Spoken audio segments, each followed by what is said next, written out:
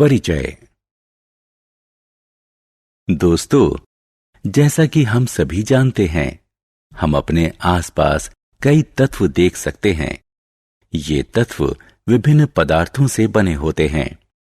इनमें से कुछ प्रकृति में कठोर होते हैं और इनको धातु कहा जाता है, जबकि इनमें से कई कोमल होते हैं, इसलिए इनको अधातु कहा जाता है।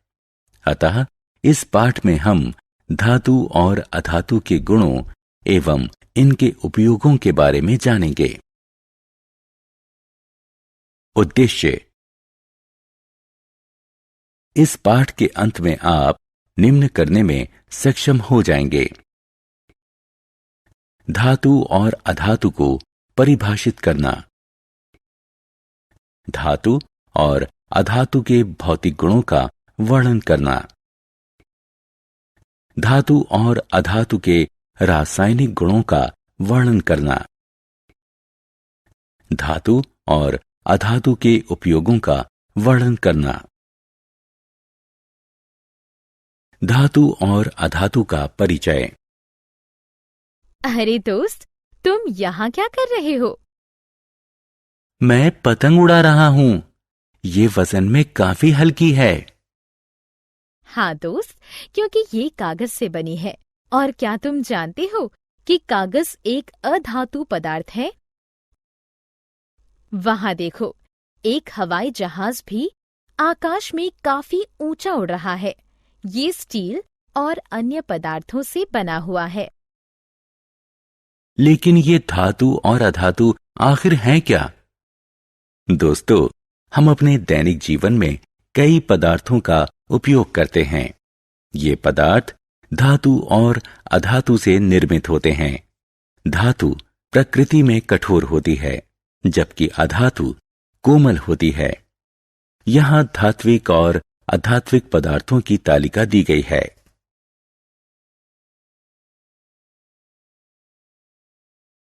धातुओं और अधातुओं के भौतिक गुण। दोस्तों, आइए अब हम इनके कुछ गुणों के बारे में जानें। सबसे पहले हम इनके भौतिक गुणों के बारे में जानेंगे। सबसे पहला धातु का गुण उसकी आघात वर्धनीयता है। इस गुण के द्वारा धातुएं पीट पीट कर चादरों में परिवर्तित की जा सकती हैं, जबकि इसके विपरीत अधातुएं यह गुण नहीं दर्शाती। अगला गुण ऊष्मा चालन है। धातुएं ऊष्मा और विद्युत की सुचालक होती हैं, जबकि अधातुएं कुचालक होती हैं।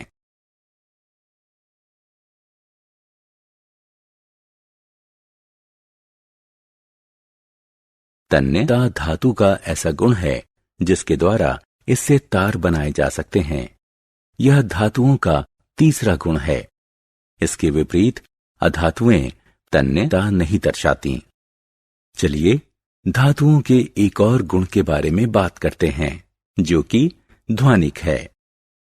धातु घंटी जैसी ध्वनि उत्पन्न करती है जब उस पर किसी चीज से प्रहार किया जाता है, जो कि ध्वनि कहलाती है। धातुओं के अलावा और कोई पदार्थ ध्वनिक नहीं होता।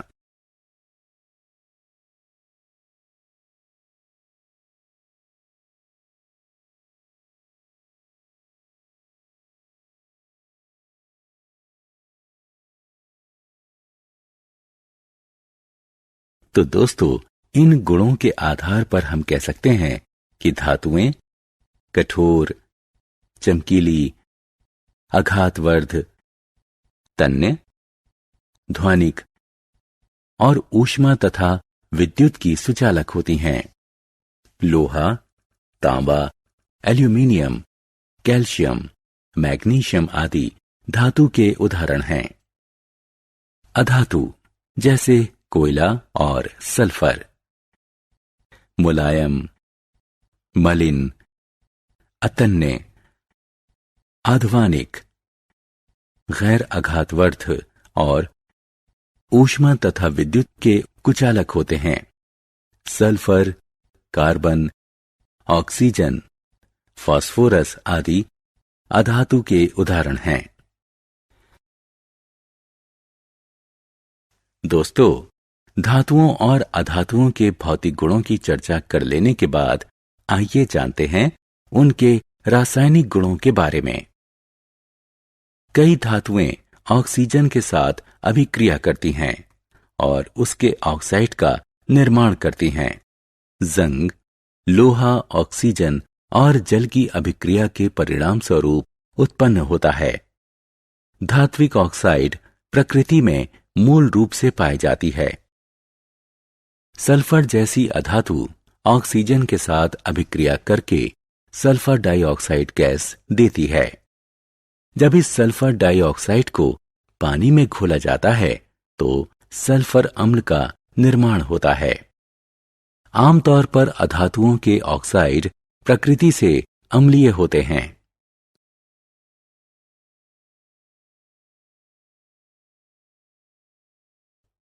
धातु का एक और रासायनिक गुण है जल के साथ अभिक्रिया करना। बहुत सी धातुएं जल के साथ अत्यंत तीव्र या धीरे अभिक्रिया करती हैं। सोडियम को मिट्टी के तेल में रखा जाता है क्योंकि यह जल तथा वायु यानी ऑक्सीजन के साथ अत्यंत तीव्रता से अभिक्रिया करता है। आइए अब धातुओं और अधातुओं की अम्लों के साथ अभिक्रिया के बारे में जानते हैं। धातुएं अम्लों के साथ अभिक्रिया करके हाइड्रोजन गैस उत्पन्न करती हैं, जबकि अधातुएं अम्लों के साथ अभिक्रिया नहीं करती।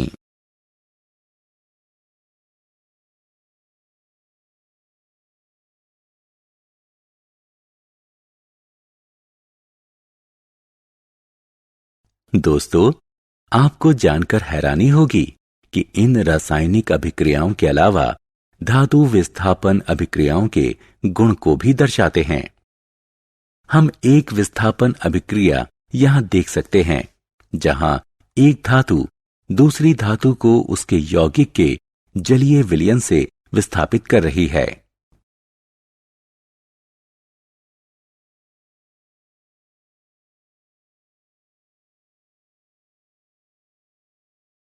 धातुओं और अधातुओं के उपयोग। दोस्तों, अब तक हमने जाना कि धातुओं और अधातुओं के भौतिक और रासायनिक गुण क्या हैं। चलिए अब एक अन्य महत्वपूर्ण विषय पर चलते हैं, अर्थात इन धातुओं और अधातुओं के उपयोग क्या क्या हैं। जैसा कि हम जानते हैं कि धातुओं की प्रकृति कठोर होती है, इसलिए इनका उपयोग मशीन, ऑटोमोबाइल, हवाई जहाज, रेल, सैटेलाइट, औद्योगिक मशीनें, खाना पकाने के बर्तन, पानी के बॉयलर आदि बनाने में किया जाता है। अधातुएं इतनी कठोर नहीं होती, इसलिए इनका उपयोग उर्वरक, जल शुद्धिकरण प्रक्रिया, जीवन सहायक वायु, पटाखों और बैंगनी रंग का घोल जो कि एंटीसेप्टिक के तौर पर चोट पर लगाने आदि में किया जाता है।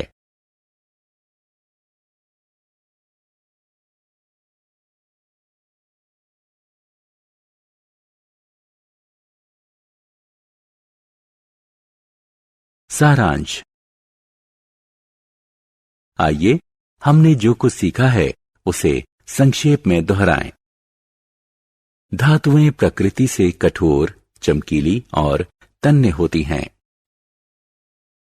धातुएं तन्य, ध्वनिक और ऊष्मा तथा विद्युत की सुचालक होती हैं। लोहा, तांबा, एल्यूमीनियम, कैल्शियम, मैग्नीशियम आदि धातुओं के उदाहरण हैं। अधातुएं प्रकृति से मुलायम, मलिन और अतन्य होती हैं। अधातुएं अध्वानिक, गैर आघातवर्ध और ऊष्मा तथा विद्युत की कुचालक होती हैं। सल्फर, कार्बन, ऑक्सीजन, फास्फोरस आदि धातुओं के उदाहरण हैं। धात्विक ऑक्साइड बनाने के लिए धातुएं ऑक्सीजन के साथ अभिक्रिया करती हैं, जो प्रकृति में क्षारीय होती हैं। अधातुएं अधात्विक ऑक्साइड बनाने के लिए ऑक्सीजन से अभिक्रिया करती हैं, जो प्रकृति में अम्लीय होती हैं। कुछ धातुएं धात्विक हाइड्रोक्साइड और हाइड्रोजन गैस बनाने के लिए जल के साथ अभिक्रिया करती हैं, जबकि अधातुएं जल के साथ अभिक्रिया नहीं करती। धातुएं अम्ल के साथ अभिक्रिया करती हैं और धात्विक लवण तथा हाइड्रोजन गैस बनाती हैं। आमतौर पर अधातुएं अम्लों के साथ अभिक्रिया नहीं करती। विस्थापन अभिक्रिया में अधिक अभिक्रियात्मक धातु निम्न अभिक्रियात्मक धातु को उसके यौगिक के जलीय विलयन से विस्थापित कर देती है। धातुएं और अधातुएं दैनिक जीवन में व्यापक स्तर पर उपयोग की जाती हैं।